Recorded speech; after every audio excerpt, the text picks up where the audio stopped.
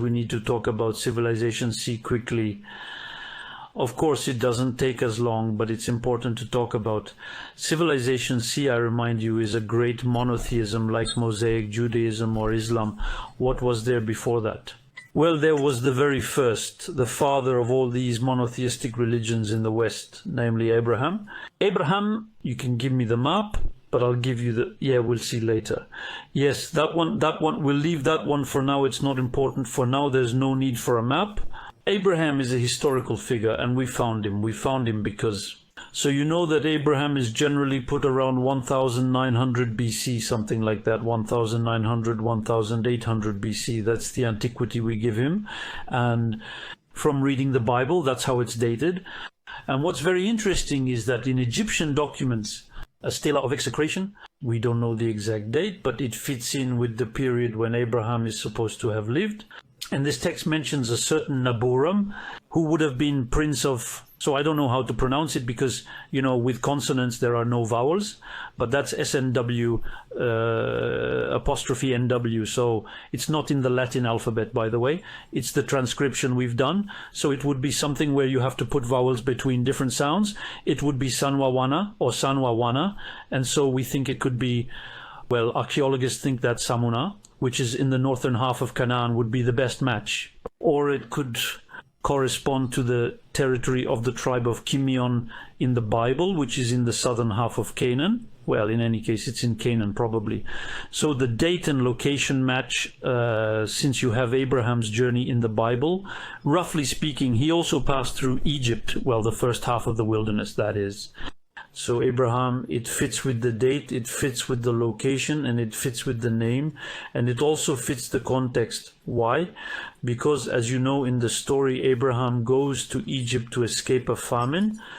He's afraid of being killed because his wife is beautiful, and he's afraid Pharaoh will kill him for sleeping with his wife. So he passes off his wife as his sister.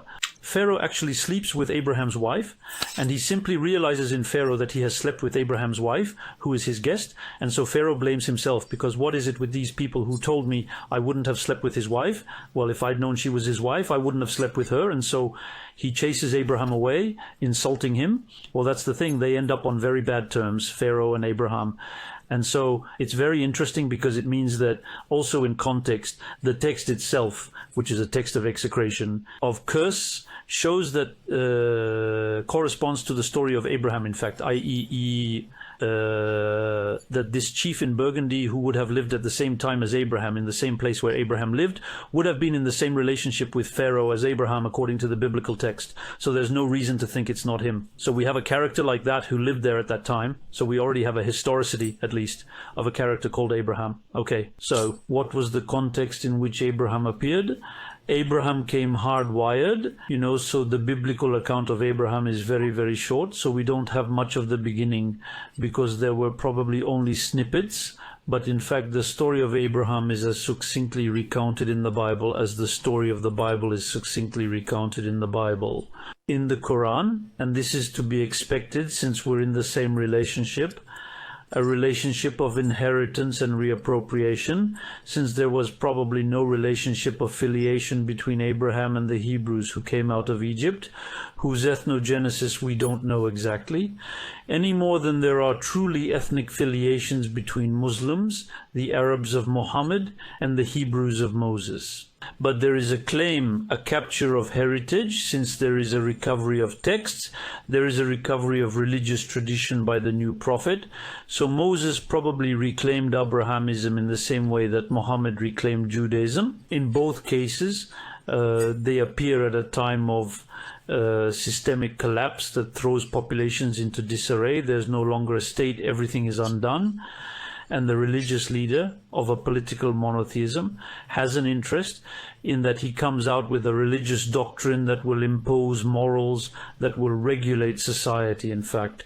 So he responds to a need born of chaos, a need for order in chaos. That's what it's all about. So Moses is in the case of the systemic collapse that followed the Achaean Sea peoples, who made a mess of everything and sacked part of Egypt.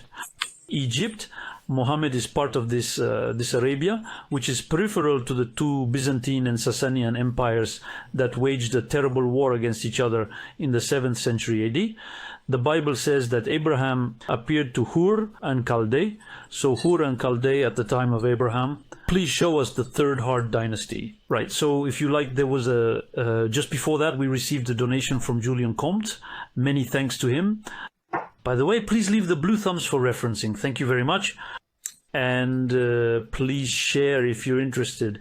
So this is the third Hard dynasty. If you like, the first empire, the very first empire that existed in Mesopotamia, it was the Akkad Empire, which then collapsed, giving way to the third Hard dynasty. So this is at the end of the 2nd millennium, the 3rd millennium BC, so around the year 2000 BC, in fact. And this empire in turn collapsed and left only a myriad of small city-states that so you have another image here that I brought out earlier. Was it this one? You'd have to close all this to see it. You see, it's around the same time, 1800 BC, and you can see that the whole empire had broken up. So Ur, which was the capital of an empire in Mesopotamia, this empire collapsed. So there's probably a phase of chaos and reconcurrence between the cities. And it's hard in Chaldea, that Parabraham. So it's interesting because there too we have a systemic collapse, which is not the systemic collapse of civilization in general that we find in the following cases. But that's normal since we're on the first occurrence. And so by definition, there was no empire of civilization B before. But nevertheless, the circumstances are the same, i.e. we have a systemic collapse of this Mesopotamian empire at that time. And so hard in Chaldea, you have Abraham who leaves north of Mesopotamia to Aran. There in Aran, in the desert, he has his vision of the promised land, etc., Abraham's vision, and so he sets off to take the land of Canaan. So systemic collapse, the guy who sets off, who leaves, whether it's Moses in the Exodus, Muhammad with Egypt, etc., and who then becomes conqueror of a territory. So Moses will be Canaan in the other direction, coming from Egypt. Muhammad is Arabia, and then his descendants beyond, and Abraham is Canaan, even though he comes from the other side. So he was also a military leader, which is important because, well, in the story we get the impression that he came all by himself. But well, there are stories of battles and wars too, even if that's not what he emphasized in the Bible. But a guy like Abraham, who was in charge of large herds, it wasn't fair. I mean, in the Bible we often have, and in religious culture we have the image of a shepherd, kind of guy there all alone with his wife walking around. So presumably, no, he was at the head, presumably, of a whole caravan, Seraile, and that's how he became able to. But again, the population scale was very small at that time. So with 500 people following you, you had a big army. So what's very interesting is that these populations take over Canaan. They stay, so probably he tried to push all the way to Egypt and was pushed back. That's why Pharaoh wasn't happy. And there were these stages of execration. He was probably considered a bandit in much the same way as the Byzantines, for example, succeeded in repelling the Muslim conquest and cursed them in their own way. And what's very interesting then is that despite everything, while they were in Canaan, you have the Egyptian power. I'll show you again with the chronology we had earlier. You can see how Egyptian power evolves like this. So for a while, Abraham probably competed with the Egyptians, but in the end, the Egyptians took over the whole territory. And what happened in the end? The Sea Peoples arrived and took these territories from Egypt. What were the Sea Peoples? They were made up in part of Cretans, as I said, notably the Philistines who settled there, so people who came from Civilization A and under Mycenaean command, i.e. Civilization B. This means that in the cycle, if you like, of Civilization C, we can see that it was dominated by the Hittites. By the Hittites too, so it was dominated by both powers, or was it the Hittites? Maybe in the 3rd century. That's it. It was dominated by the Hittites, half by the Hittites, half by the Egyptians, but rather by the Egyptians who, as I was saying, together held the role of Civilization D, and then it was dominated by Civilization A and Civilization B. In the last stage of its domination, it was integrated into the Empire of B, which means that you have the traces of, so it's not embryonic because you can see the whole development, but it's really not on a very large scale, but you see there are all the components of the existence of a sea civilization through the journey of Abraham and his descendants over 600 or 700 years. Okay, so Civilization C, this is very clearly Abraham's journey. And what was the last image I had? So that was it, that was Abraham, and then comes the only one left that we haven't really identified, but I've already talked about it. Civilization D at the time. This role is shared between the Egyptians and the Hittites, who are two great empires in this region that can be called the heart of the world. Civilizations A and B were born on the periphery in the jagged territories and essentially imposed themselves along the coastline, even if they did manage to invade a large part of it. Civilizations D end up being invaded and dominated by civilizations A and B, and so this is also what happened to the Hittites, while the Egyptians resisted, but ultimately in the same way as the Persians have always resisted the Romans.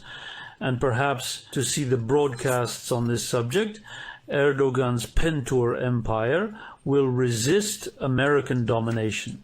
But in any case, that's the account I could give you of this first stage, which shows you the entire cycle that developed with, of course, all things being equal, mutatis mutandis, but with differences in scale, in civilizational development too, and obviously in technology, particularly political technology, institutions.